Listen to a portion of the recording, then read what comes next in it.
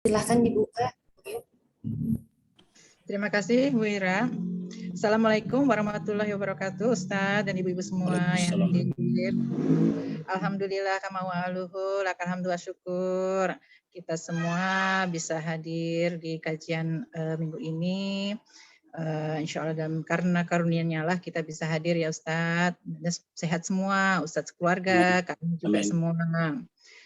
Untuk kajian hari ini adalah lanjutan dari topik utama dari Muhammad Shallallahu Alaihi Wasallam hadir di setiap jiwa manusia ya Ustadz.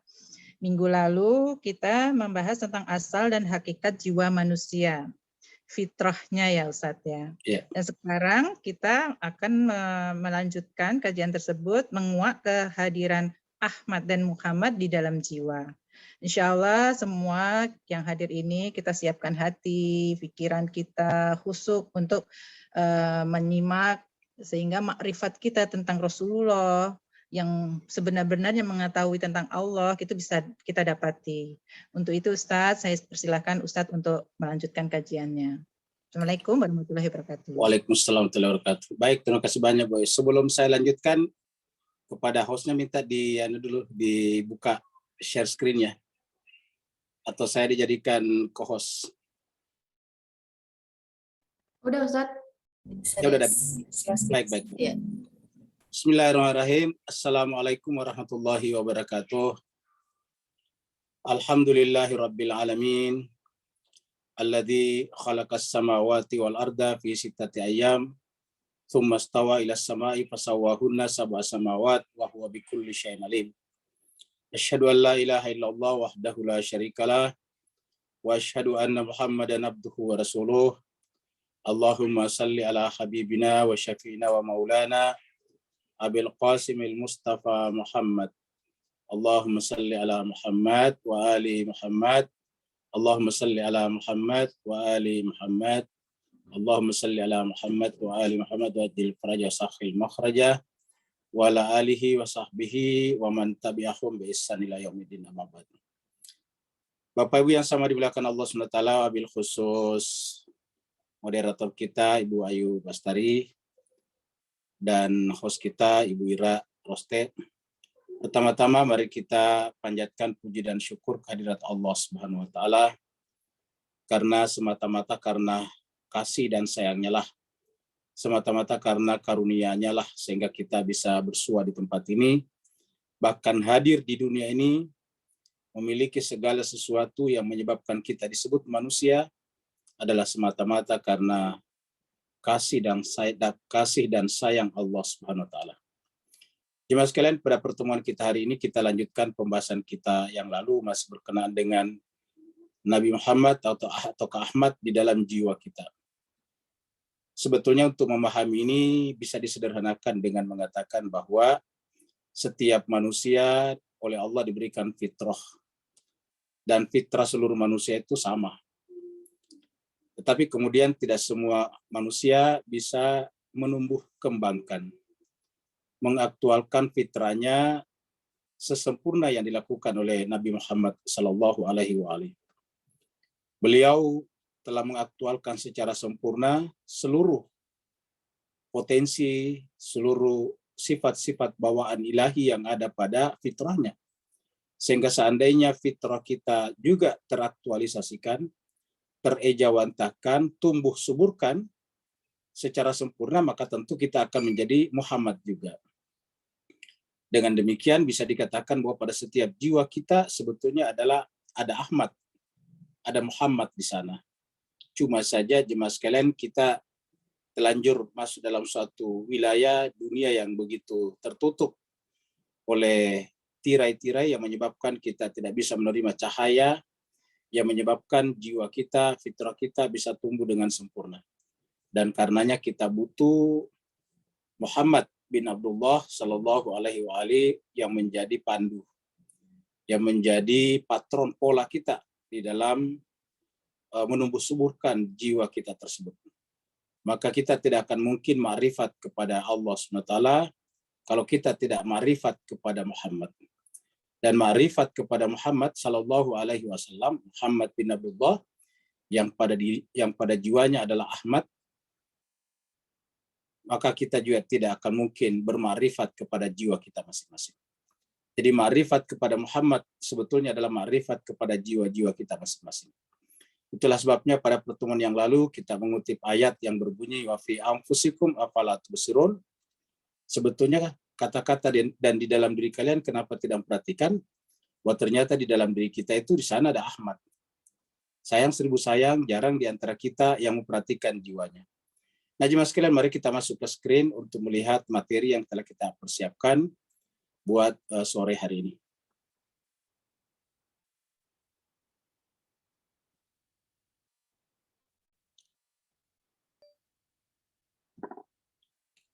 Jadi ini adalah pembahasan kita minggu lalu tentang bahwa dalam jiwa kita ada Allah SWT, dan Allah itu selalu berselawat kepada Nabi. Berselawat berarti bahwa kebersamaan, maka ketika Allah bersemayam di dalam jiwa kita, otomatis juga Allah SWT, Nabi juga, Muhammad juga bersemayam di sana. Sehingga Nabi Muhammad SAW sebetulnya hadir di setiap jiwa kita. Cuma ada yang memperhatikannya, ada yang tidak memperhatikannya, ada yang menerimanya dan ada yang tidak menerimanya. Ini adalah pertemuan kedua kita. Jadi menguak kehadiran Muhammad, menguak kehadiran Ahmad dan Muhammad dalam jiwa. Jadi menguak itu menyingkap kehadiran Ahmad dan Muhammad di dalam jiwa kita masing-masing. Ini kita mulai dari pembahasan bahwa ini masih kelanjutan dari ayat-ayat yang kita bahas pada pertemuan yang lalu. Bahwa Allah SWT memberikan pada diri kita dua potensi. Sebetulnya sih hakikatnya satu potensi, tapi punya dua kecenderungan. Jadi kita sebut dengan dua potensi atau kedua kecenderungan dalam jiwa kita. Yang pertama adalah fujur. Pada pertemuan yang lalu kita sudah angkat surat Asy-Syams yang berbunyi wa nafsi wa ma sawaha fa alhamaha fujuraha wa taqwaha. Jadi kita sudah angkatkan lalu ini fa alhamaha fujuraha wa taqwaha. Jadi surat Asy-Syams ayat 7. Ayat 7 dan 8. Fujuraha wa taqwaha. Nah, apa itu fujur? Fujur adalah menarik manusia ke keindahan dunia dan membinasakannya di sana. Menarik manusia ke keindahan dunia. Sehingga kemudian banyak manusia tertipu bahwa dunia itu indah. Bahwa memang dunia itu indah, iya, tetapi keindahannya namanya bersifat sekunder. Bersifat bayangan. Keindahannya dunia adalah cermin daripada keindahan penciptanya. Jadi kalau kita kemudian berhenti pada keindahan dunia, tertipu namanya kita. Seperti mana kalau kita saking senangnya menonton bioskop, kita tidak mau tinggalkan itu bioskop. Apa sebabnya? Karena kita tertarik kepada pemainnya. Karena kita sangat mengidolakan pemainnya, dan kita berpikir bahwa pemainnya ada di atas layar itu, sehingga ketika film berhenti kita masih berpikir bahwa sebetulnya pemain itu ada di dalam layar tersebut, sehingga kita tidak mau meninggalkan bioskop. Ini namanya tertipu. Ya, jadi apa yang ada di atas layar itu hanya cermin daripada pemain yang sesungguhnya yang ada di tempat mereka masing-masing. Begitulah juga dengan dunia ini. Dunia ini adalah keindahannya hanya merupakan pantulan, refleksi daripada cahaya, daripada keindahan penciptanya. Nah, fujur itu adalah menganggap bahwa dunia itu adalah indah dalam pengertian yang hakiki. Menganggap hakiki yang tidak hakiki namanya tertipu. Maka fujur menarik manusia ke keindahan dunia, dan apa yang terjadi? Membinasakan kita di sana. Manusia binasa di sana. Sementara takwa menarik manusia ke keindahan Tuhan. Nah, keindahan Tuhan inilah hakikatnya tadi di sini. Ya, jadi inilah aslinya. Ini adalah bayangannya. Ini aslinya. Ini adalah sekedar anunya saja, fotokopiannya. Jadi menarik manusia ke keindahan Tuhan dan menfanakannya di sana. Ingat. Sebetulnya bahasanya juga membinasakannya juga. Jadi membinasakannya di sana juga. Jadi kalau kita tertarik kepada keindahan Tuhan, kita juga akan binasa di sana. Binasa di sana itu namanya fana. Jadi ketika kita tertarik kepada keindahan Tuhan atau kepada Tuhan, lalu fana di sana, nah itulah kebaqaan yang sungguhnya. Karena ketika kita fana, justru kita fana dalam kebaqaan.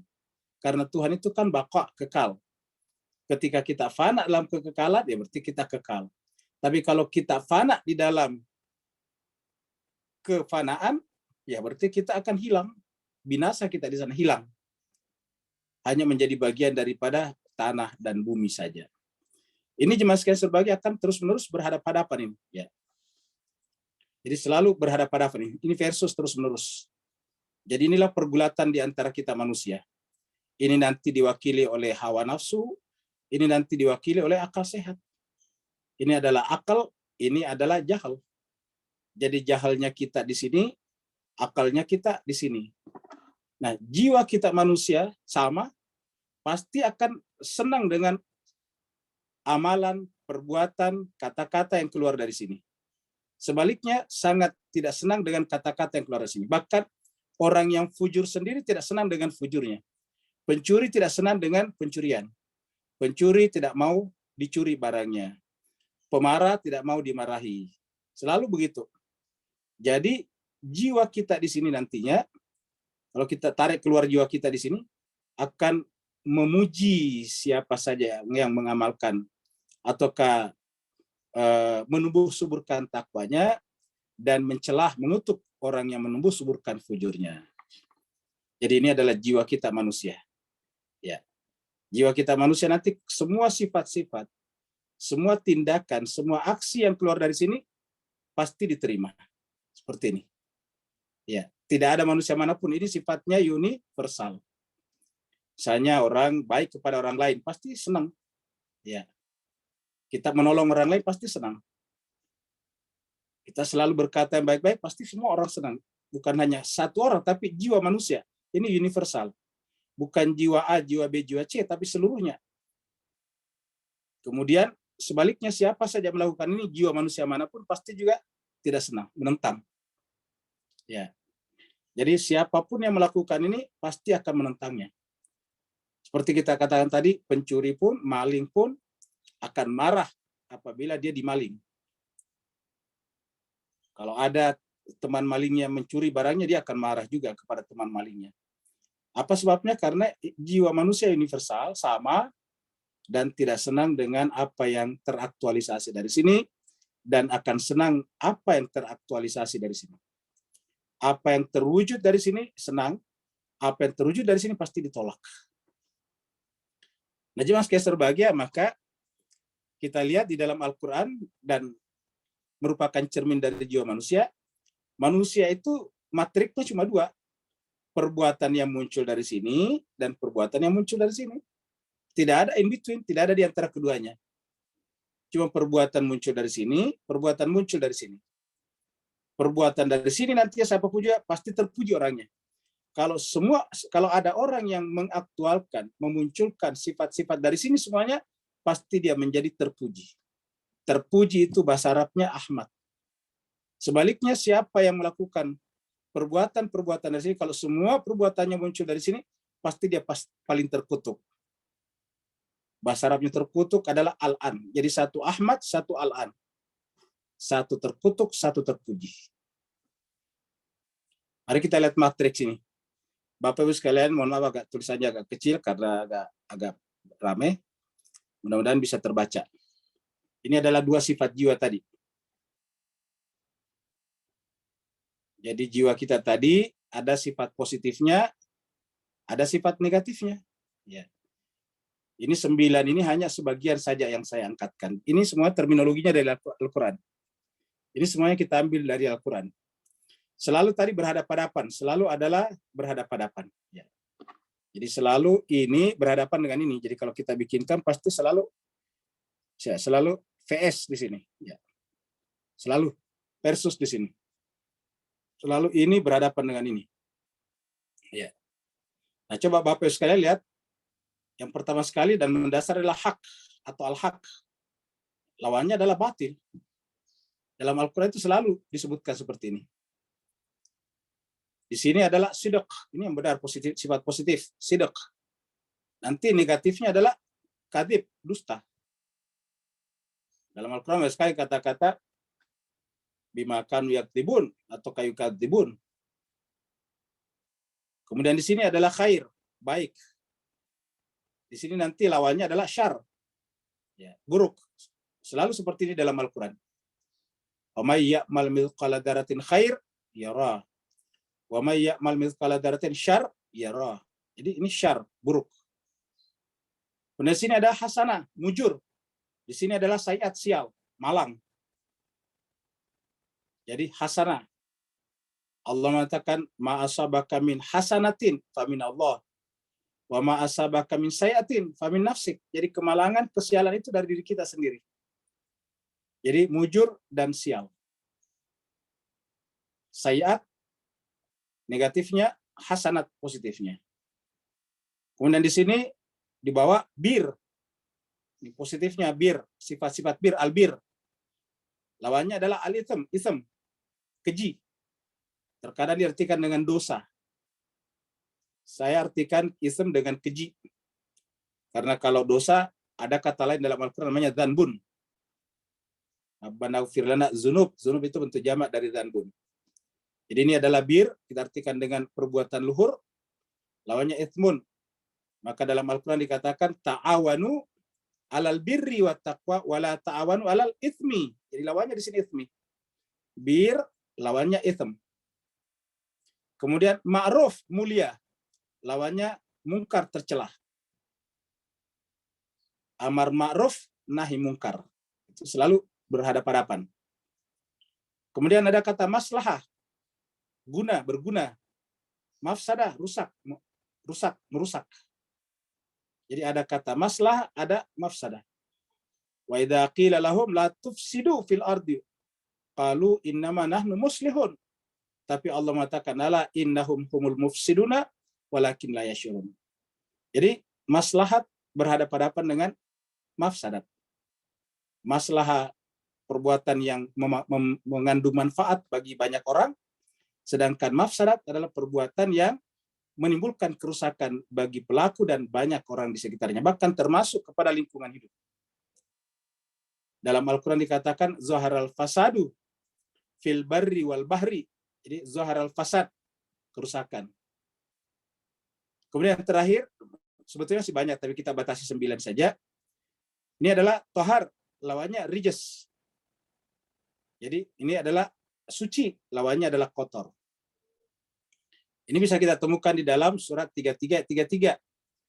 Innama yuridullah lidhiba ankumur rijsa ahlal bait wa yutahhirakum tathira. Jadi di sini adalah suci, di sini adalah rijes. Jadi inilah berhadapan-hadapan terus-menerus.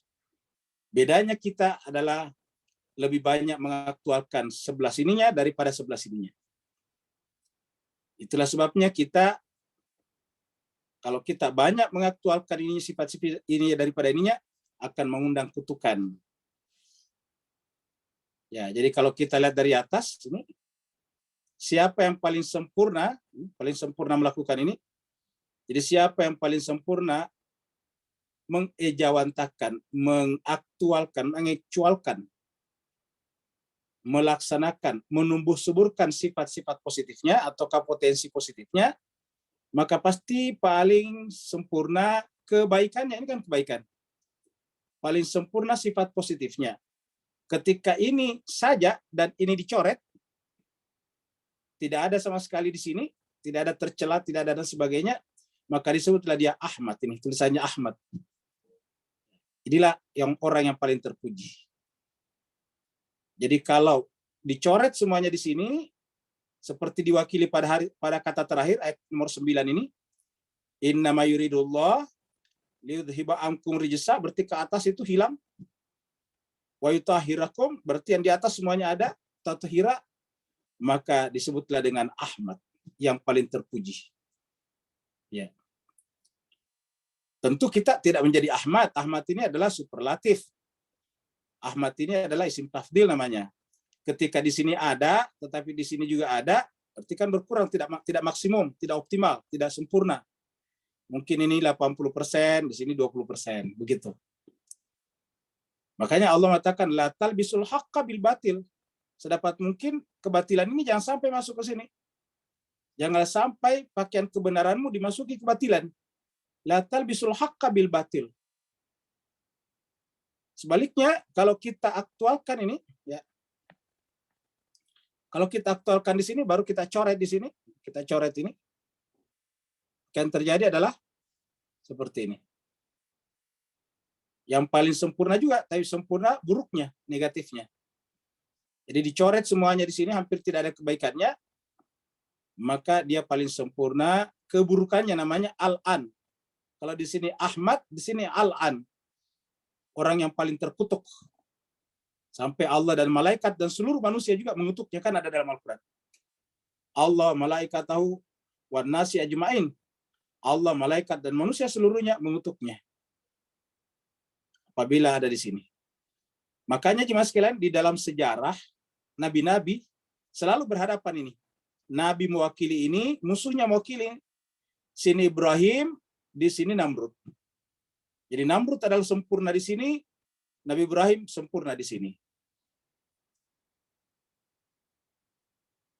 Nabi Harun sempurna di sini, Samiri sempurna di sini.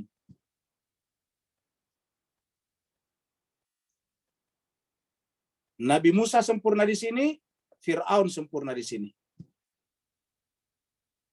Begitulah seterusnya. Jadi Ibrahim lawan Namrud. Kemudian Nabi Muhammad kita dengan musuhnya di sini. Keluarga Nabi dan musuhnya ada di sini. Semua sampai pada terjadi kasus Karbala. Ini sebetulnya untuk menunjukkan secara vulgar. Jadi Karbala itu adalah puncak dua matriks sifat manusia ini. Jadi orang yang bersama Imam Husain di Karbala adalah di sini sempurna di sini, sedangkan yang berada di pihak membunuh Imam Husain adalah sempurna di sini. Yang paling dilaknat sampai setiap saat orang melaknatnya. Jadi inilah orang yang paling dilaknat. Nah, jemaah sekalian berbahagia, jadi kita sudah lihat bahwa Ahmad itu sebetulnya adalah jiwa seluruh manusia, dan karena manusia adalah jiwa seluruh alam, berarti Ahmad adalah jiwa seluruh alam.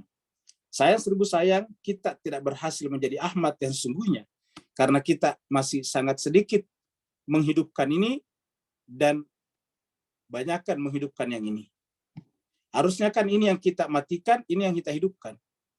Tapi banyakkan manusia, orang seperti Fir'aun, ini dimatikan, ini yang dihidupkan. Ini yang di-off-kan, ini yang di-on-kan. Harusnya ini yang di-off-kan, ini yang di-on-kan. Siapa yang semua di sini off, maka Ahmad. Siapa yang semua di sini off, maka dia al-an. Paling terlaknat. Mari kita lihat ayat-ayat mendukung gambaran kita tadi. Allah berfirman, A'udzubillahi minasyaitonirrajim, bismillahirrahmanirrahim, walaqad karramna bani Adam. Dan sungguh kami telah memuliakan anak cucu Adam. Nah, jadi artinya seluruh manusia itu adalah mulia. Manusia adalah makhluk yang paling mulia seluruh alam, bahkan seluruhnya. Di atas manusia hanya satu, yaitu Allah. Ini kata-kata Al-Quran. Walaqad karramna, dan sungguh kami telah memuliakan bani Adam. Wahamalnahum, dan kami angkut mereka. Fil barri, artinya kami buat bumi, daratan, materi, patuh kepadanya, bakti kepadanya. Wal bahri, kami jadikan laut, bakti kepadanya.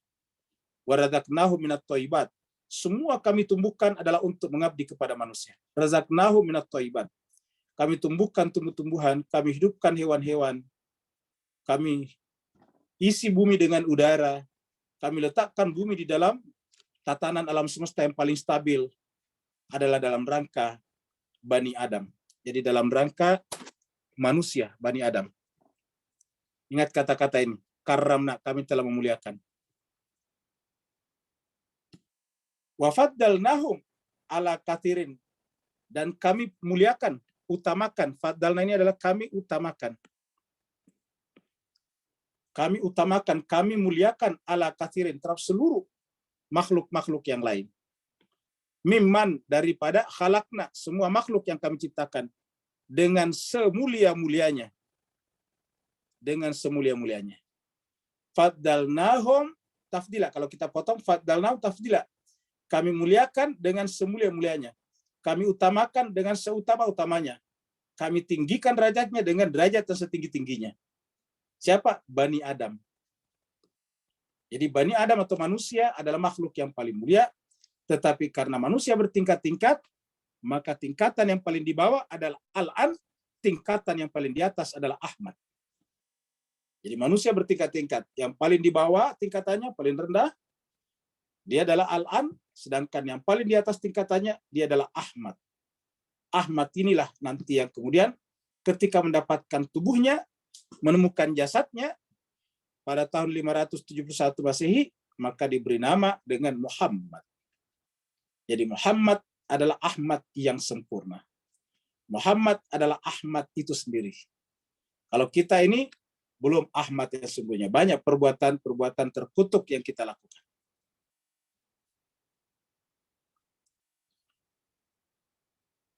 Yaumana da'u kullu unasin bi imamihim. Jadi Mas Kaiser bahagia ini menunjukkan bahwa manusia bertingkat-tingkat. Jadi manusia ini ada imamnya, ada yang paling tinggi. Ya. Jadi tadi manusia tadi dimuliakan semua oleh Allah, tadi dia bertingkat-tingkat. Yang paling di atas itu namanya imam mereka, terdepan. Imam itu secara bahasa artinya terdepan. Yang namanya imam itu di depan. Kalau kita salat di masjid ada imam, imam pasti di depan. Jadi pada hari itu kami panggil manusia seluruhnya berdasarkan imamnya masing-masing. Jadi tugas manusia adalah mencari orang yang memang terdepan, diterdepankan. Orang yang Ahmad, diahmadkan. Jangan sampai orang yang la al-an, kita ahmadkan. Ahmad kita al-ankan. Inilah pentingnya penerangan dalam diri kita yang disebut dengan akal dan penerangan dari kitab suci Al-Quran. Yaumana da'u kullu unasim bi imamihim. Faman utiya kitabahu biyaminihi. Maka siapa yang diberikan kitabnya dari sebelah kanan. Apa artinya dari sebelah kanan? Diberikan kitabnya dari sebelah kanan. Berarti jemaah sekalian berbahagia, mereka adalah orang yang berhasil mengalahkan godaan hawa nafsunya. Karena di dalam Al-Quran syaitan menyebut, saya akan datangi mereka. Bi'aimanihim, dari tangan kanan mereka. Dalam Al-Quran dikatakan, ketika iblis dikutuk oleh Allah dan diusir, maka dia mengatakan, Pabima aguwaitani, karena kamu Tuhan telah memvonis aku terkutuk, maka aku akan mendatangi manusia itu dari depan dan dari sebelah kanan, disebut ke sebelah kanan. Nah, berarti kenapa kitab dari sebelah kanan? Karena berarti berhasil mengalahkan syaitan di sebelah kanannya. Menjadikan tangan kanannya siapa? Tangan kanannya adalah imamnya. Yang ada di sebelah kanannya adalah bukan syaitan tetapi imamnya, yaitu tadi manusia yang paling mulia, yaitu Ahmad. Faulaika yaqra'una kitabah, maka mereka itulah yang membaca kitab sucinya dengan sebenar-benarnya. Wala yuzlamuna fatila, dan mereka tidak mungkin terzalimi sesedikit apapun.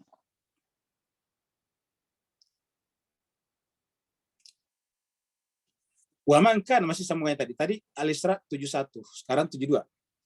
Wa man kana fi hadhihi a'ma fa huwa fil akhirati a'ma. Kalau kita lihat runtutannya, ayat 71, yauma nad'u kullu unasin bi imamihim. Setiap manusia akan kami bangkitkan berdasarkan imamnya masing-masing. Entah imamnya adalah Ahmad atau imamnya adalah Al-An, ya terserah. Tapi Allah mengatakan pasti masing-masing orang punya imamnya. Ada yang berimam kepada orang yang oleh Allah di endorse kesuciannya, seperti dalam kata-kata innama yuridullah liyudhhiba ankum rijsa ahlal bait. Ada juga yang berimam kepada orang yang di-endorse kejahatannya, yang dalam Al-Quran disebut dengan dilaknat oleh Allah, malaikat, dan manusia seluruhnya. Nah sekarang, wa man kana fi hadhihi a'ma, siapa di dunia ini buta, wa fahuwa fil akhirati a'ma, maka di akhirat dia buta. Tentu buta yang dimaksud di sini tentu bukan buta secara fisik, secara biologik, tapi buta secara mata hati.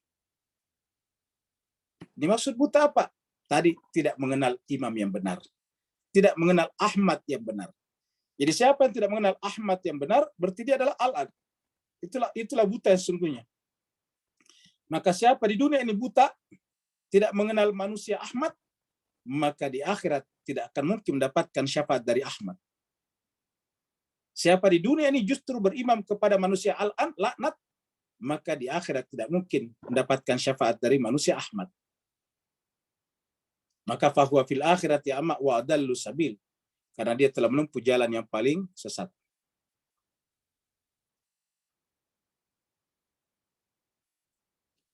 Ini kita lihat bahwa yang dimaksud buta tadi, buta mata hati. Ini surat Haji ayat 46. Afalam yasiru fil ard. Apakah mereka tidak berjalan di muka bumi? Afalam yasiru fil ard. Afalam yasiru fil ard. Mengapa mereka tidak berjalan di muka bumi? Fatakuna lahum qulubun. Bukankah mereka mempunyai kalbu? Qulubun. Ya'qiluna biha. Yang dengan kalbu itu dia gunakan untuk berakal tadi. Akal. Ingat tadi matrik kita, matriks fujur dan takwa tadi, positif, negatif. Yang menggerakkan takwa itu adalah akal sehat. Yang menggerakkan fujur itu adalah hawa nafsu. Fatakuna lahum qulubun ya'qiluna biha. Mereka punya kalbu yang dengan kalbu itu ya'qiluna biha. Mereka menggunakan akalnya. Biha. Supaya bisa mengurai masalah dengan baik. Au azanun. Atau mereka punya kuping, telinga.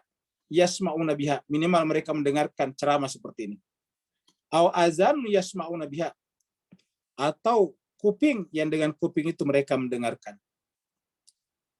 Biha yaitu pendengaran yang mengantarkan dia kepada Ahmad. Akal yang mengantarkan dia kepada Ahmad.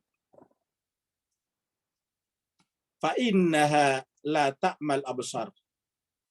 Maka kalau ada orang yang tidak berfungsi akalnya, tidak bisa mendengar, maka itu bukan karena buta mata hatinya. La ta'mal absar, bukan karena buta penglihatannya atau matanya, pandangannya. Walakin ta'ma, akan tetapi dia buta al-qulub, kalbunya. Walakin ta'mal qulub, kalbunya lah yang buta. Allati fis sudur, yang ada di dalam dada. Jadi tadi ayat ini menjelaskan tadi surat Al-Isra ayat 72. Wa man kana fi hadhihi a'ma fa huwa fil akhirati a'ma. Siapa di dunia ini buta, maka di akhirat dia buta. Buta apanya? Ta'mal qulub allati fis sudur. Buta kalbunya sehingga tidak bisa menggunakan, tidak bisa berakal dengan benar, tidak mau mendengarkan informasi-informasi baru, dan kalbunya atau kebutaannya itu adalah di dalam kesadaran mereka, di dalam dada mereka, di dalam hati mereka.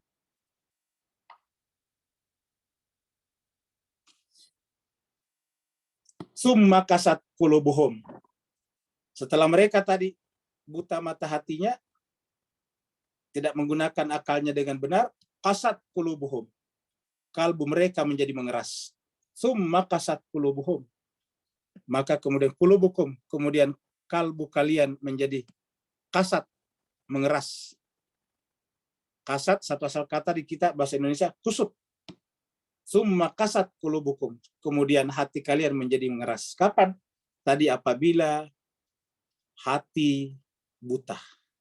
Begitu hati buta, disebabkan karena akal tidak bekerja dengan baik, tidak mau mendengarkan lagi informasi-informasi dari kitab suci Al-Quran, maka kalbu kalian, hati kalian menjadi kasat, mengeras. Summa kasat qulubukum min ba'di dzalik. Setelah butanya tadi mata hati. Dan hati yang keras, fahiya kal hijarah. Hati yang keras adalah seperti batu, kal hijarah. Fahiya, hiya ini kembali kepada kalbu. Kalbu kalian itu menjadi seperti batu. Batu, yang namanya batu keras. Au asyaddu qaswa, bakal lebih keras lagi. Atau asyaddu qaswa, bakal lebih keras lagi. Apa sebabnya lebih keras dari batu? Coba kita lihat. Wa inna minal hijarati, sungguhnya batu itu sekeras-kerasnya batu, lama yatafajjaru, ada yang tetap bergerak, menggelinding, bahkan kemudian membelah. Lalu kemudian minhul anhar, dilewati oleh sungai-sungai. Kita tahu bahwa batu-batu yang di gunung-gunung itu Kalau lama-kelamaan ditimpa air, dia akan terbelah dan dilewatilah sungai-sungai. Jadi sungai-sungai di gunung-gunung sana melewati gunung-gunung batu. Lama yatafajjaru minhul anhar. Sekeras-kerasnya batu, tetapi batu itu bisa terbelah, bisa menggelinding, dan memberi jalan bagi lewatnya air. Namanya sungai-sungai. Begitu juga wa inna minha, dan juga ada di antara batu-batu itu, minha dari batu-batu itu, lama yashaqqaqu, bahkan terbelah. Fayakhruju minhul ma, bahkan keluarlah daripadanya air. Kalau Bapak Ibu pergi memperhatikan mata air, terutama air panas, biasanya keluar dari celah-celah batu. Jadi batu terbelah, lalu kemudian keluarlah air daripadanya. Jadi artinya sekeras-kerasnya batu masih bisa kompromi dengan air, masih bisa mengalah terhadap air. Batu bisa memberi jalan bagi terbentuknya sungai-sungai. Batu bisa mengalah dan memberi jalan keluarnya air dari celah-celahnya. Tetapi artinya kalau hati itu keras, bahkan asyaddu qaswah, lebih keras daripada batu. Yaitu tidak akan memberikan jalan bagi terbentuknya kehidupan bagi orang lain. Tidak akan berikan jalan bagi keluarnya air. Lihatlah Imam Hussein di Karbala. Tidak diberi air. Batu saja masih memberikan air. Nih. Di sini dikatakan wa inna minha lama yashaqqaqu fa yakhruju minhul ama. Sekeras-kerasnya batu, tapi ketika air mau keluar dia dikasih. Tetapi lihatlah apa yang terjadi di Imam Hussein di Karbala. Dalam keadaan bayi-bayi menangis. Dalam keadaan wanita-wanita kehabisan air susunya untuk memberikan ASI kepada bayinya. Imam Hussein mengangkat bayinya bahwa kalau kalian tidak memberikan jalan bagi kami ke Sungai Furat, paling tidak berikanlah air kepada bayi ini. Tetapi dibalasnya dengan apa? Dengan panah yang bercabang. Luar biasa. Wa inna minha lama yashaqqaqu fa yakhruju minhul ma. Sekeras-kerasnya batu, batu bisa terbelah dan memberi jalan bagi terbentuk keluarnya air. Mereka kenal yang namanya Al-Husain. Dan mereka tahu tidak ada masalah antara mereka dengan Al-Husain. Mereka juga tahu bahwa Al-Husain dan Yazid tidak pernah melakukan apa-apa. Tapi mereka datang ke situ hanya karena dibayar membunuh Al-Husain dengan cara yang sangat sadis. Apa sebabnya? Hati yang kusut, asyaddu qaswah, lebih keras daripada batu. Wa inna minha lama yahbitu min khasyatillah. Bahkan dari batu-batu tadi ini, wa inna minha, dari batu-batu masih ini tadi. Wa inna minha, dari batu-batu itu, inna sungguhnya minha, dari batu-batu itu, lama yahbitu, kalau dia terjatuh, masih takut kepada Allah. Maksudnya kalau dia terjatuh, tetap jatuh ke bawah. Dia tetap mengikuti hukum alam. Batu itu ikut hukum alam. Apa? Batu terkena gravitasi. Kalau batu kita lepaskan di tangan kita di atas, dia jatuh ke bawah. Kenapa? Patuh kepada hukum Allah. Min khasyatillah. Siapa yang menciptakan gravitasi bumi? Ya Allah. Dan batu patuh kepada gravitasi buminya Allah. Tetapi lihatlah tadi orang seperti di Karbala. Bahkan kita lihat bagaimana di masjid. Seperti Abdurrahman ibnu Muljam. Membunuh orang yang sedang salat. Yang sedang salat bukan orang sembarang orang. Menantu Nabi, suami Fatimah, saudara Nabi, yang di rumahnya Nabi dibesarkan. Tetapi mereka tidak punya belas kasihan sama sekali. Ketika orang itu sedang di depannya sujud, dia mengacungkan pedangnya. Sujudnya tidak membuatnya dia ibah. Sujudnya Imam Ali tidak menyebabkan hatinya tersentuh. Takbirnya Imam Ali, kata-kata Allahu Akbar diucapkan dari setiap gerak ke gerakan berikutnya tidak membuat dia tersentuh. Walaupun dia hafal Al-Quran. Apa sebabnya? Qasat qulubuhum. Hati mereka menjadi begitu keras. Bahkan asyaddu qaswah, lebih keras daripada batu. Wa ma'allahu bighafilin amma ta'malun. Dan ingat, Allah tidak pernah lalai dari apa yang kita kerjakan. Amal kita tak malun itu, amma tak malun cuma dua saja. Matriks sebelah kiri, matriks sebelah kanan. Matriks fujuraha atau matriks takwaha. Matriks Ahmad atau matriks Al-An. Cuma dua.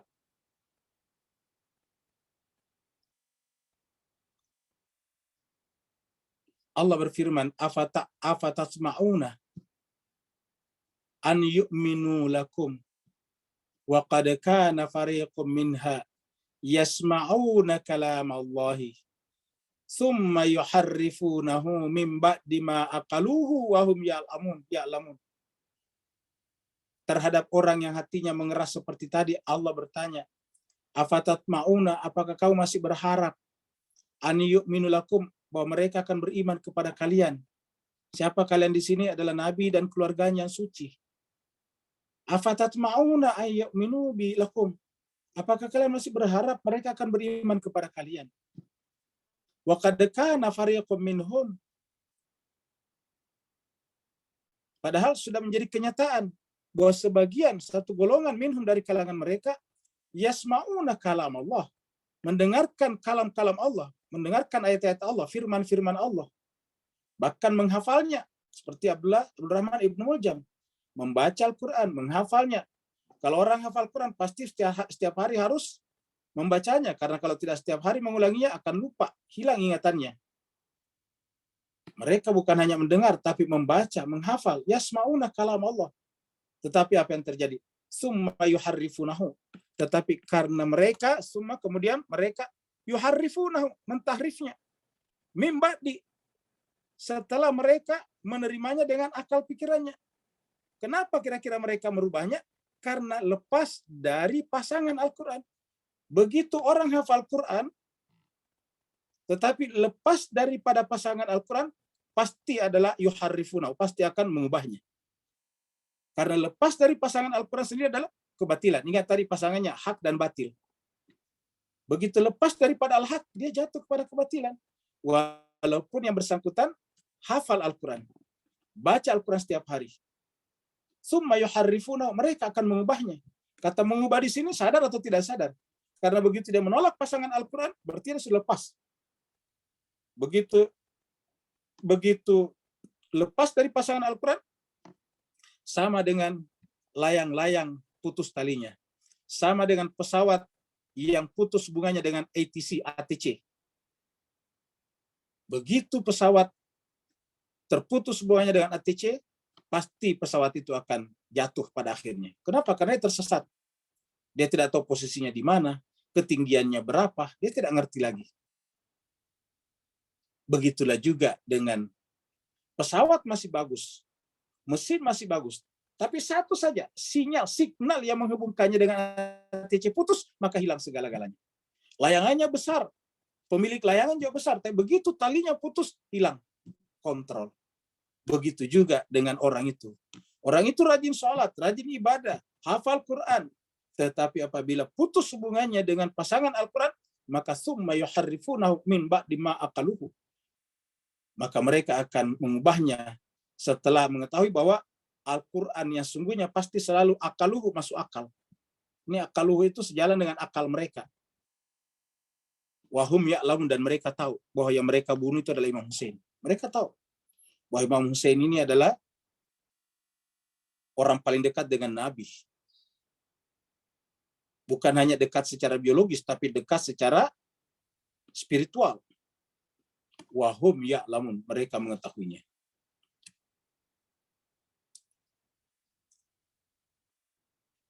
Wa ammal ladzina fi qulubihim, maka adapun orang-orang yang di dalam kalbu mereka, ammal ladzina fi qulubihim maradun, ada penyakit yang tadi menyebabkannya tadi qasat qulubuhum. Wa ammal ladzina fi qulubihim maradun fazadatuhum, maka ditambahkan pada mereka rijsan, ya tadi kata rijs, lawannya tadi tahar. Fazadatuhum rijsan ila rijsihim, maka rijsnya bertambah dengan rijs yang sudah ada. Ingat, rijsnya bertambah dengan rijs yang sudah ada. Kalau keluarga Nabi justru hilang rijsnya. Innama yuridullah liyudhiba ankumur rijs ahlal bait wa yutahhirakum tathira. Begitu rijs semakin tebal, maka semakin tidak masuk akal perbuatannya.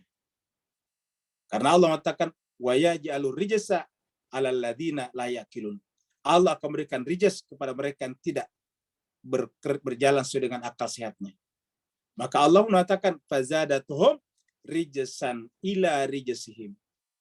Maka Allah akan menambahkan kepada mereka rijas ila rijsihim. Kotoran terhadap kotoran yang sudah ada. Semakin bertumpuk-tumpuk, semakin tebal hijab kekotoran hatinya. Wa matu, dan nanti pada akhirnya mati.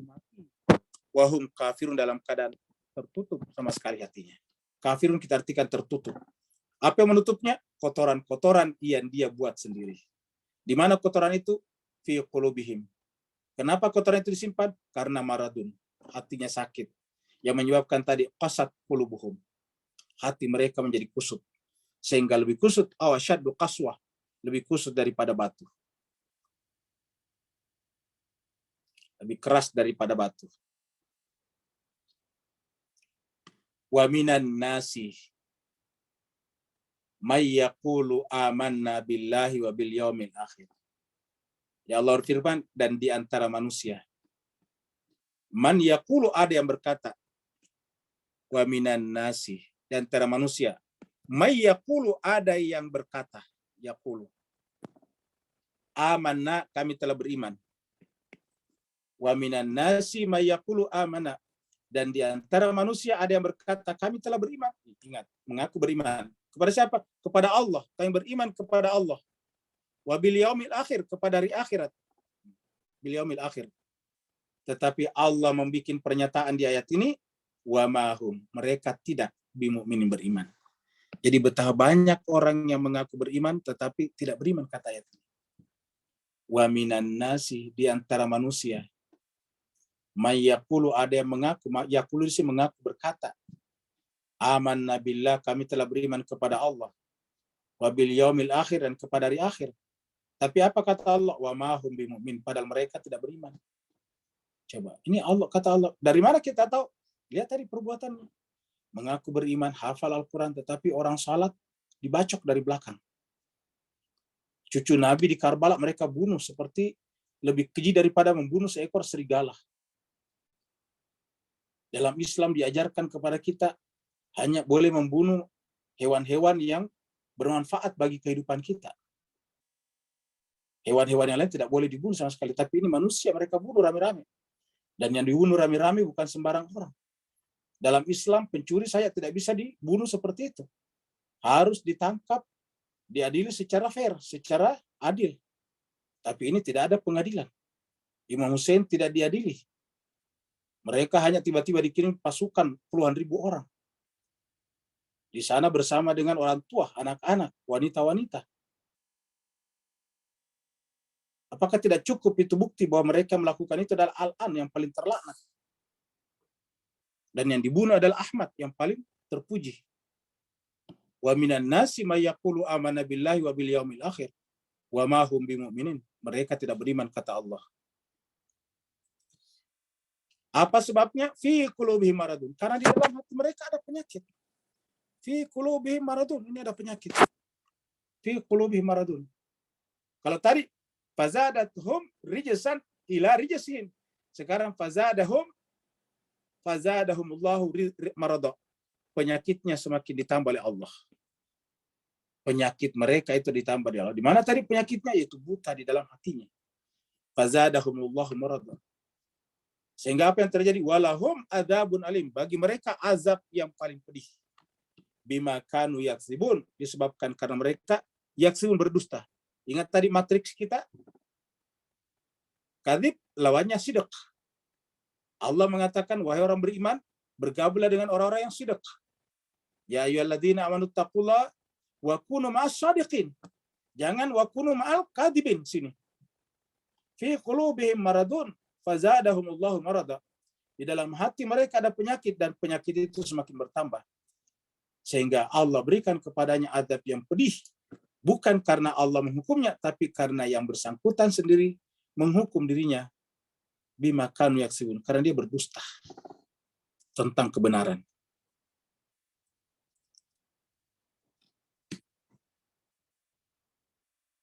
Wa ma arsalna min qablikah, surat Haji ayat 52.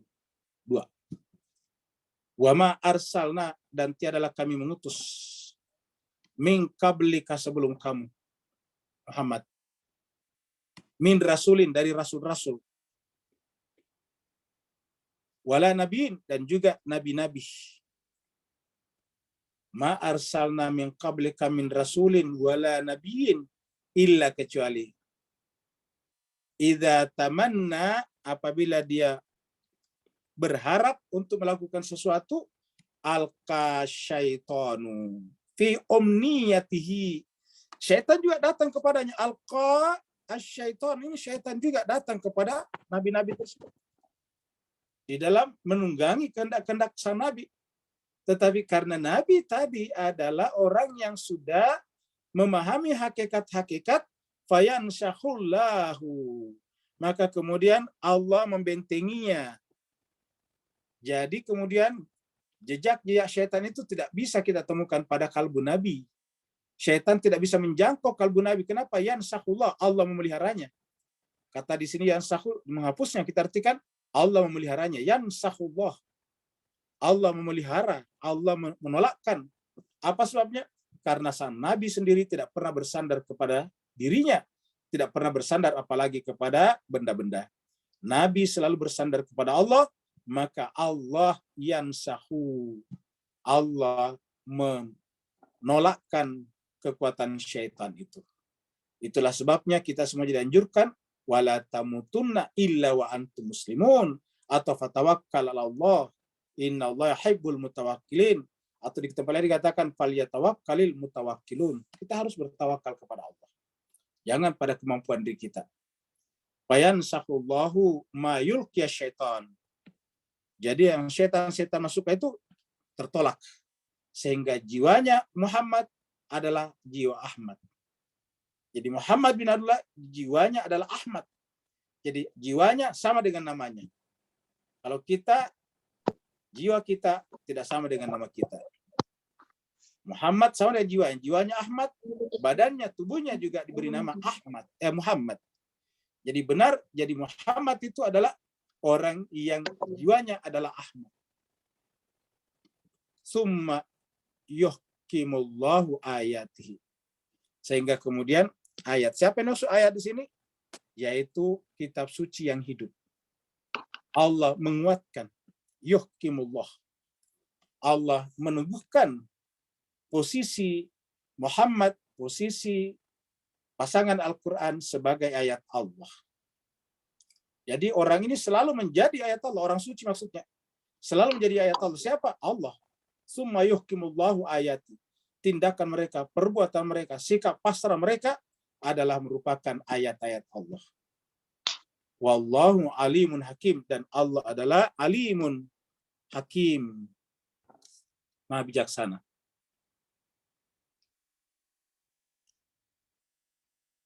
Jadi sambungannya tadi, liyaja'ala ma yulqiya syaitanu fitnatan. Kenapa syaitan tadi mencoba memasuki jiwanya para nabi juga? Tetapi karena jiwanya nabi itu adalah Ahmad, yang paling terpuji, tidak mungkin ada sifat tercelah. Karena setiap dari syaitan itu pasti tercelah. Tapi kenapa syaitan tetap mencoba menerabas masuk? Liyaja'ala ma yulqiya syaitanu fitnatan. Karena ingin menimbulkan fitnah bagi manusia. Fitnatan. Makanya nggak mengenal Lilladina fi qulubihim maradun, terutama bagi mereka yang punya penyakit dalam jiwanya. Fi qulubihim maradun. Wal qasiyatu qulubuhum, dan hati qasiyah tadi kusut. Wal qasiyatu qulubuhum, dan orang yang tadinya kalbunya menjadi keras. Wal qasiyati qulubuhum, dan hati mereka keras. Yang tadi katakan lebih keras dari batu. Kal hijarati au asyaddu qaswa. Kerasnya seperti batu, bahkan lebih keras lagi daripada batu. Wa inna zalimina lafi syiqaqin ba'id.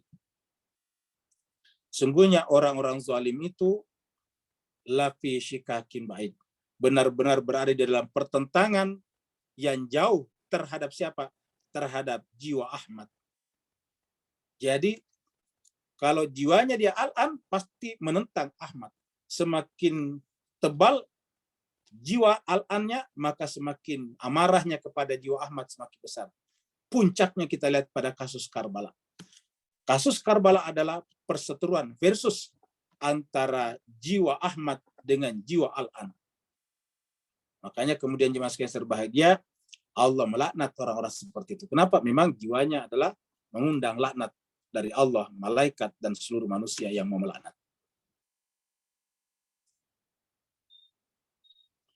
Wa nunazzilu minal Qur'ani ma huwa syifaa'un wa rahmatun. Wa nunazzilu, dan kami turunkan minal Qur'an, daripada Al-Qur'an. Sebetulnya apa yang sudah kami turunkan dari Al-Qur'an? Yang diturunkan dari Al-Qur'an itu pasangannya Al-Qur'an. Dan kami turunkan dari Al-Qur'an itu pasangannya Al-Qur'an, ma huwa syifa, isinya adalah syifa. Jadi manusia suci itu adalah syifa, obat sebetulnya. Wa rahmat, dan rahmat lil mu'minin, bagi orang beriman. Jadi kalau ada orang mengaku beriman tetapi menolak mereka, maka hatinya tetap tadi qasiyah qulubuhum. Hatinya tetap fi qulubihim maradun. Ma huwa syifaa'un wa rahmatul lil mu'minin wa la yazidu zalimina illa khasara. Kalau dia menentang ini, maka hakikatnya dia adalah zalim. Zalim itu Al-Qur'an baginya hanyalah menambah kerugian. Wala yazidu zalimina illa khasara. Tidak bertambah bagi mereka kecuali hanya kerugian.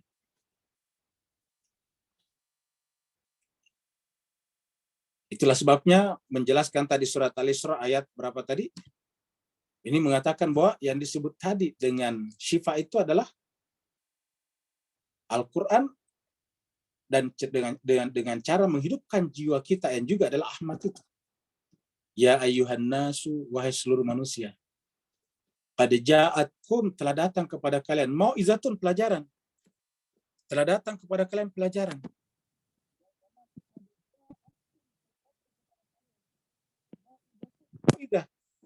Mir rabbikum, dari Tuhan kalian. Wa syifaun, dan penyembuh. Lima fisdur, terhadap apa yang ada di dalam dada. Wahudan wa rahmatun, dan petunjuk dan rahmat. Lima fisdur datang kepada kalian penyembuh. Penyembuh terhadap apa? Terhadap penyakit yang ada di dalam dada. Jadi penyakit yang ada di dalam dada disembuhkan oleh syifa yang ada di dalam Al-Quran tadi. Ini tadi wa nazzil Al-Quran. Berarti Nabi datang di depan kita berkata, wahai si A, si B, si C, aku ini adalah hatimu. Aku ini adalah jiwamu. Aku ini adalah hatimu. Aku adalah fitrahmu. Jadi Nabi datang kepada kita tidak hanya berkata, saya rasul atas kalian, tapi saya adalah jiwamu. Kau menentang aku, berarti kau menentang jiwamu sendiri. Kau menganiaya aku, berarti kau menganiaya dirimu sendiri. Kau menolak aku, berarti kau menolak dirimu sendiri. Kau mengingkari aku, berarti kau mengingkari dirimu sendiri. Karena aku adalah fitrahmu. Aku adalah jiwamu. Ya ayyuhan nas, qad ja'atkum mau'izatun. Jadi Nabi yang dimaksud sini. Mir rabbikum wa syifa, dan dia datang sebagai penyembuh. Lima fis sudur, terhadap dari apa yang ada dalam dada. Wahudan, dan dia adalah penuntun. Wa rahmatun lil mu'minin. Ingat kata-kata wa marsalnaka ila rahmatan lil alamin. Nabi Muhammad maksudnya lil mu'minin, terhadap seluruh orang beriman terutama. Walladzina amanu, adapun orang-orang yang beriman, wa amilus salihati, dan beramal saleh. Wa amanu, dan beriman. Walladzina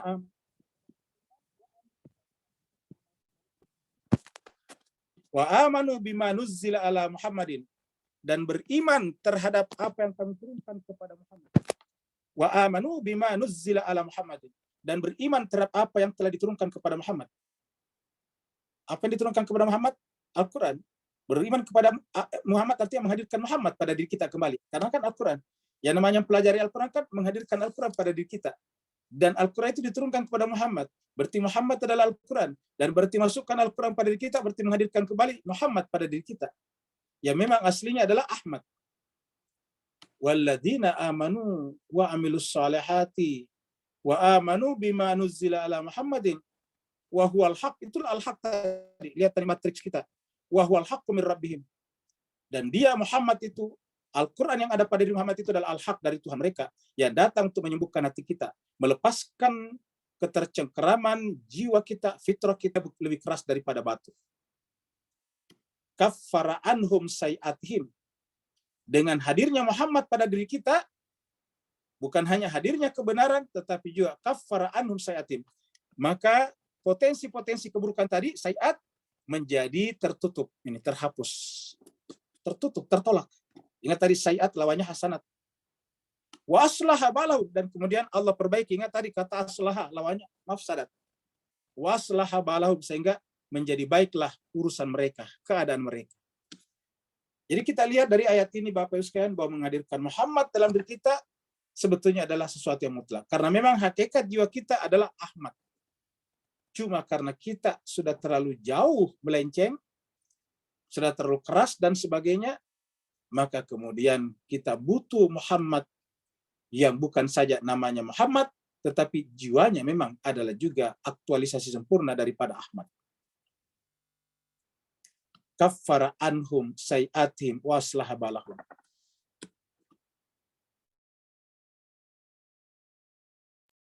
Itulah sebabnya ini ayat berbicara tentang Muhammad. Sebetulnya berbicara tentang hati kita, jiwa kita. Allah berfirman, wa ma Muhammadun illa rasul. Tiadalah Muhammad itu kecuali rasulun, kecuali rasul. Wa ma Muhammadun illa rasul. Dan tiadalah Muhammad itu kecuali seorang rasul. Utusan Tuhan kepada siapa kira-kira? Kepada jiwa-jiwa kita, ingat. Muhammad itu rasul yang Allah kirim masuk ke dalam jiwa-jiwa kita kembali untuk menghidupkan jiwa kita yang telah mati. Karena hakikat jiwa kita adalah Ahmad. Qad khalat min qablihi rusul. Bukan hanya Muhammad yang pertama, tapi rasul-rasul sebelumnya juga punya tugas yang sama. Qad khalat min qablihi rusul. Afa imata, apakah kalau dia mati secara biologis? Artinya kalau Muhammad itu mati, Ahmad tidak pernah mati. Muhammad secara biologis, secara tubuh mati, al-qutila ataupun terbunuh, in qalabtum ala akabikum. Apakah lalu kalian meninggalkan jiwa Ahmad kalian? Apa lantas juga mematikan Ahmad yang ada dalam jiwa kalian? Kata-katanya in qalabtum ala akabikum. Apakah kalian akan berbalik ke belakang? Berbalik ke belakang artinya apa? Kembali hati kalian keras seperti batu. Fi qulubihim maradun fazadahumullahu marada. Fi qulubihim maradun, kemudian bertambahlah rijas ila rijasihim. In qalabtum ala akabik. Apakah kalau Muhammad secara fisik mati, lantas jiwa kalian juga Ahmadnya mati? Allah mengatakan, wa may yang qalibal alaqi. Siapa yang mematikan Ahmadnya dalam jiwanya, yang di sini bahasanya mang yang qalib ala akhi, siapa yang berbalik ke belakang, yaitu mati lagi Ahmadnya setelah Muhammad datang menghidupkannya, fala yadurallahu syai'. Maka dengan mematikan jiwa Ahmad kita, kita tidak bisa menimbulkan apa-apa bagi Allah. Allah datang mengutus Muhammad untuk menghidupkan jiwa kita menjadi jiwa Ahmad, tapi kalau kita menolaknya, ya penolakan kita tidak bisa menimbulkan mudarat bagi Allah, karena Allah adalah zat yang sempurna, tidak bisa berkurang apapun dari dirinya. Wa sayajzillahu syakirin, dan Allah akan memberikan balasan kepada yang bersyukur. Siapa yang bersyukur? Menerima Ahmad di dalam jiwanya. Bapak Ibu jemaah sekalian berbahagia, jadi saya kira mudah-mudahan dengan ayat-ayat yang kita bahas tadi jelas bagi kita sekarang bahwa dalam jiwa kita sebetulnya semuanya adalah Ahmad. Fitrah manusia satu, fitrah Allah, kita sudah bahas sebelumnya di pertemuan 2 minggu yang lalu. Fitrah Allah allati fataran nas 'alaiha la tabdila li khalqillah. Kita juga sudah bahas tentang kata-kata celupan Allah, sibghah Allah, Waman ahsanu minallahi sibugha. Sibugha Allah, dan adakah yang lebih baik sibuganya ketimbang sibugha Allah Subhanahu wa taala. Mudah-mudahan bermanfaat. Yang mau bertanya dipersilakan. Ya, silakan Bapak Ibu yang mau bertanya. Tapi di chat room ada pertanyaan, Ustadz. Mau saya bacakan dulu atau gimana? Silakan, ya. Ya. Dari Pak Anandito.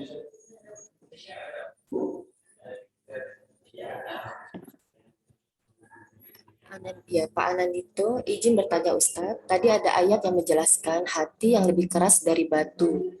Karena dari batu ada yang bisa mengalirkan air. Lalu Ustadz mengaitkan dengan peristiwa Karbala, di mana musuh-musuh Ahlul Bait menolak memberi air. Dalam ayat lain di Al-Quran, ada kisah Nabi Musa memukulkan tongkat ke batu untuk mengalirkan 12 sumber mata air bagi Bani Israel. Surat Al-Baqarah ayat 60 dan Surat 7 ayat 160. Apakah ini berarti hati yang keras harus dipukul tongkat Musa agar mengalirkan air? Mohon penjelasannya, Ustaz. Terima kasih. Baik, terima kasih banyak. Ini menarik, ini rangkaian kata-katanya Mas Anandito ya. Jadi intinya adalah benar. Jadi memang hati yang keras ini harus dipukul dengan mujizat.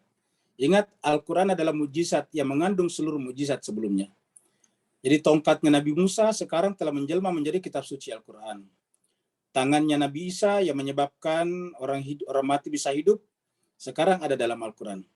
Al-Quran datang bukan menghidupkan orang yang tubuhnya mati jadi hidup, tetapi datang menghidupkan hati yang mati menjadi hidup kembali. Jadi semua mujizat yang ada di dalam nabi-nabi sebelumnya sekarang sudah ada di dalam Al-Quran.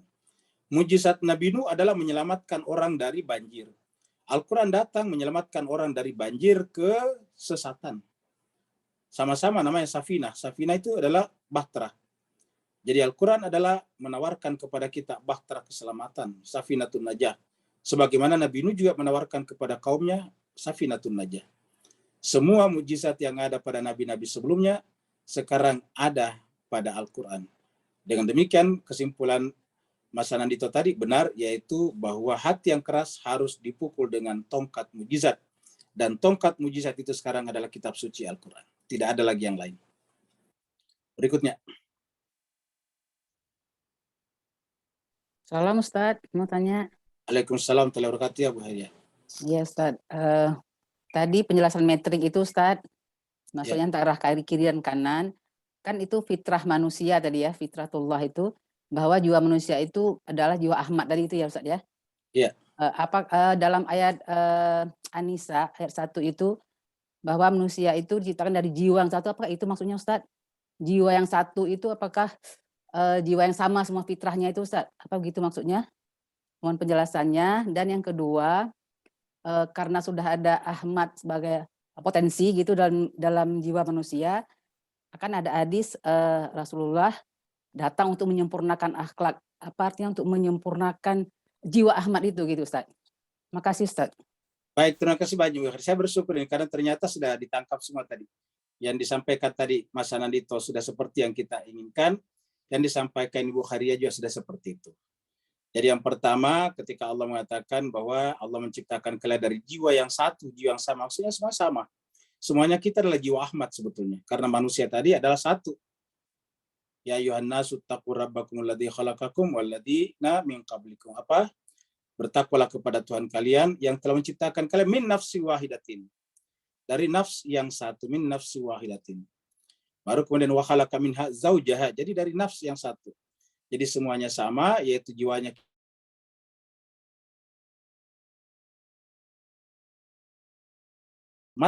Itulah sebabnya orang yang tidak rindu adalah orang yang tidak rindu kepada dirinya sendiri. Itulah sebabnya ayat yang kita angkat pada pertemuan yang lalu, wa fi anfusikum afala tubsirun, kenapa tidak memperhatikan apa yang ada dalam dirimu? Ayat itu kan ada dalam Al-Quran. Al-Quran itu kan dari Muhammad. Jadi Muhammad lah yang berkata, kenapa kamu tidak memperhatikan apa ada dalam dirimu? Yang ada dalam dirimu itu adalah aku. Kalau kalian masih ingat dengan fitrahnya, kamu pasti akan rindu dengan aku. Karena merindukan aku adalah merindukan dirimu sendiri. Menjadi aku adalah menjadi dirimu sendiri. Dan dengan demikian, seperti juga pertanyaan nomor 2 tadi, maka pada hakikatnya, ya menghidupkan jiwa kita adalah menghidupkan Ahmad pada diri-diri kita masing-masing. Jadi ketika Nabi mengatakan wa ma buistu illa liutammima makarimal akhlaq, atau di hadis lain dikatakan innama buistu liutammima makarimal akhlaq, liutammima makarimal akhlaq, itu maksudnya seperti itu. Karena akhlak itu apa yang disebut dengan akhlak? Akhlak itu kan keluar dari jiwa. Akhlak itu perbuatan, perkataan, sikap, cara berpikir yang keluar dari jiwa. Nah, ketika Nabi mengatakan saya menyempurnakan akhlak, berarti kan sebetulnya menyempurnakan Muhammad yang ada pada diri kita. Ya, sehingga kemudian Allah mengatakan wa innaka la'ala khuluqin azim. Sungguhnya kamu adalah memiliki akhlak yang mulia. Ini ada dalam Al-Qur'an. Kalau Al-Qur'an kan untuk seluruh manusia, hudal linnas. Berarti bukan hanya kaknya kepada Nabi Muhammad, tetapi kepada kita semuanya. Jadi kalau kita menerima Muhammad, bukan hanya menerima sebagai figur sejarah, tokoh historis, tetapi menerimanya sebagai rahasia terdalam daripada jiwa kita, maka kita akan menjadi juga khuluqin azim, menjadi memiliki akhlak yang mulia juga. Jadi klop tadi dengan apa yang dikatakan Nabi, innama buistu illa liutammima makarimal akhlaq. Dan dikatakan dalam Al-Quran, fabima rahmati minallah lintalahum. Disebabkan karena rahmat dari Allah Muhammad, kamu bersikap lemah lembut kepada manusia. Seandainya kamu bersikap keras dan berhati kasar, orang lari dari sekitar kamu. Nah, dengan demikian jemaah sekalian berbahagia, setiap kita memuhammadkan jiwa kita, selalu hasilnya adalah jiwa yang sifatnya lemah lembut. Berikutnya lagi. Makasih Ustaz. Alhamdulillah. Ini dari Ibu Kamsia, Ustadz di chatroom. Nah, ini sepertinya pernyataan ya. Terima kasih atas pencerahannya yang sungguh baik. Muhammad adalah diri kita. Makanya membaca banyak salawat akan menyirnakan cahaya Muhammad dalam diri kita ya Ustadz. Betul sekali. Jadi jemaah sekalian berbahagia, ini juga kesimpulannya Bu Kamsia bagus ya. Jadi Allah menyuruh kita membaca salawat sebanyak-banyaknya. Dan sebelum Allah menyuruh kita membaca selawat, dia sendiri yang berselawat. Dia menjelaskan dulu innallaha wa malaikatahu yusalluna 'alan nabi. Kalau kita makna ini kan berarti bahwa Allah dan malaikat, jadi Allah dan alam malakut itu menyatu dalam diri Muhammad. Jadi Allah, malaikat dan Muhammad adalah satu kesatuan. Ya. Satu kesatuan. Artinya tidak bisa dipisahkan. Allah dan malaikat yusalluna. Yusalluna itu adalah sesuatu yang sifatnya selalu ada. Yusalluna itu adalah fi'il mudhari' ala nabi, pada diri Nabi.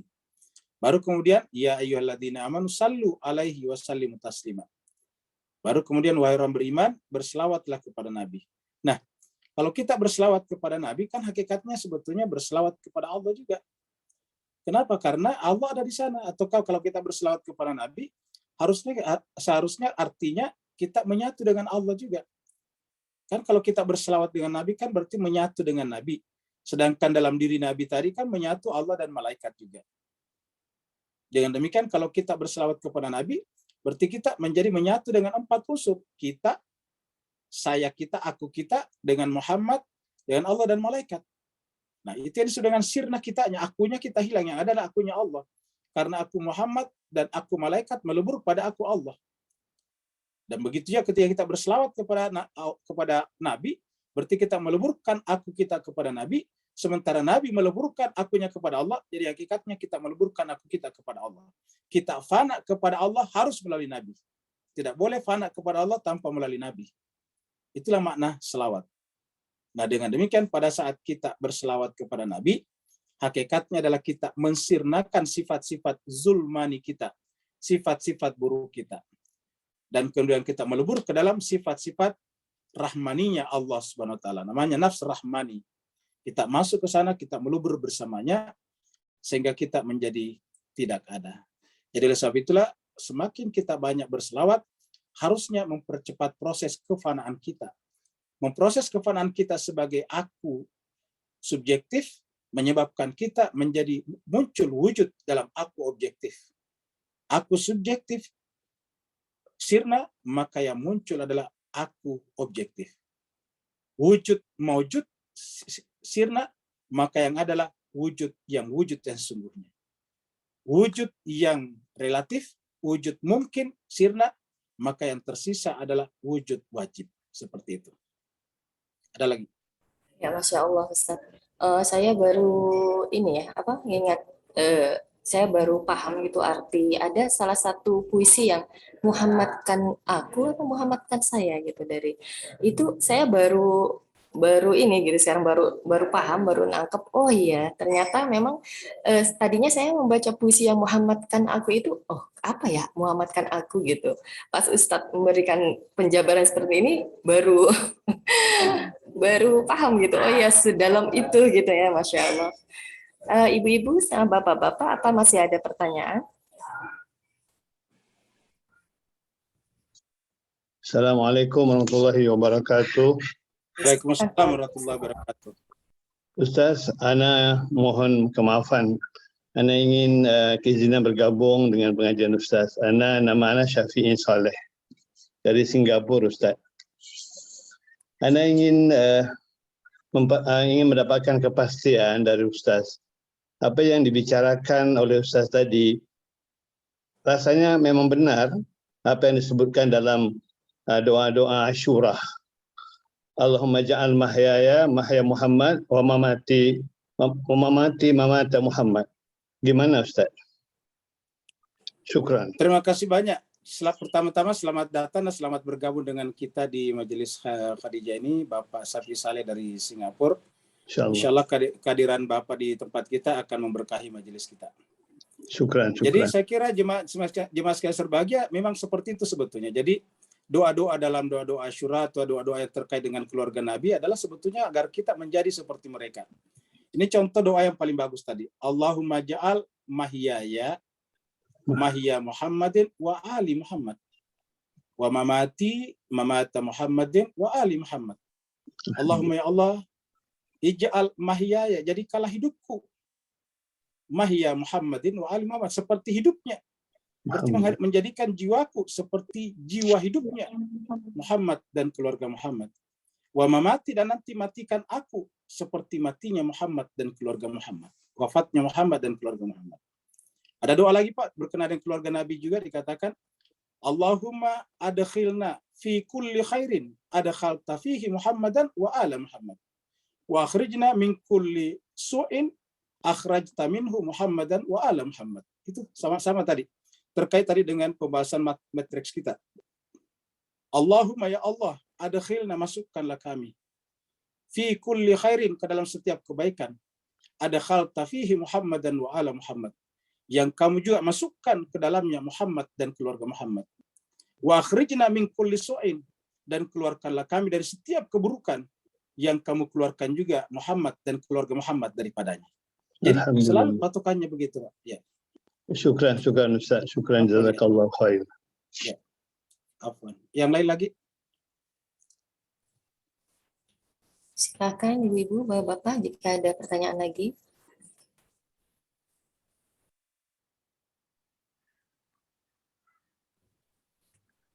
Mungkin sudah tidak ada, Ustadz, kita bisa tutup dengan doa. Baik, Bapak Ibu sekalian, mari kita tutup majelis kita dengan doa.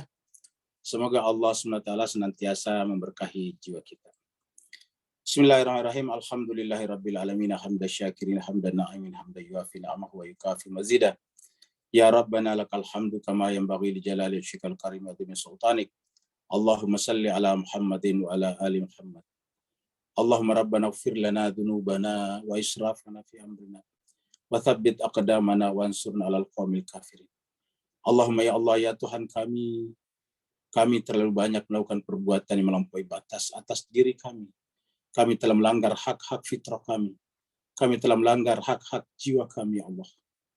Maka ya Allah, Tuhan kami, ampunilah dosa dan kesalahan kami. Kuatkanlah hati kami dengan kebenaran fitrah yang kamu datangkan kepada kami melalui Muhammad dan keluarga Muhammad. Dan kuatkanlah pendirian kami dalam menghadapi siapa saja yang bertentangan dengan Muhammad dan keluarga Muhammad. Allahumma ja'al mahyana mahya Muhammadin wa ali Muhammad. Allahumma ya Allah, Tuhan kami, hidupkanlah kami sebagaimana Engkau menghidupkan Muhammad dan keluarga Muhammad. Wa mamatana mamata Muhammadin wa ali Muhammad. Dan matikanlah kami sebagaimana Engkau matikan Muhammad dan keluarga Muhammad.